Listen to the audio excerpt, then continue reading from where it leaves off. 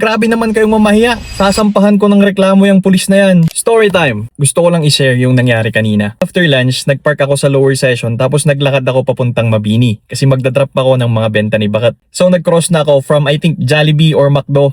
And nasa kabila na, sa may Luisas banda, sa may I think BBP. And magkocross ulit ako dun sa kabilang side para maglakad ako paakyat ng Mabini. Biglang red light. So ang dami naming nag-aantay dito and pati sa kabila, ang daming tao para mag-cross on both sides. Coming from the other side, etong mag-partner, nag-cross sila bigla. So yung mga sasakyan na galing sa taas sa Mabini, nagbusi-busi na lahat. Beep! Ganon. So etong babae na taranta, nagstay sa gitna ng mga ilang segundo. Yung pulis na nasa kabilang kalsada pa, pumunta doon. Tapos sabi nung pulis, "Hoy! Red light, apo!" Ngayon yung mag-partner, dali-daling pumunta sa kabila.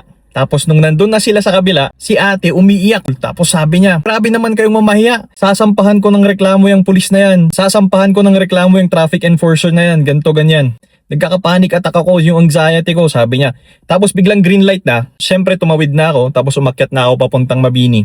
Well, sorry kay ate kasi nagka-panic attack siya or anxiety. Pero hindi rin po kasi kasalanan yun ng police o ng traffic enforcer. At hindi rin kasalanan ng mga driver na nag-honk ng horn nila kasi pwede kang maaksidente dun, mabangga.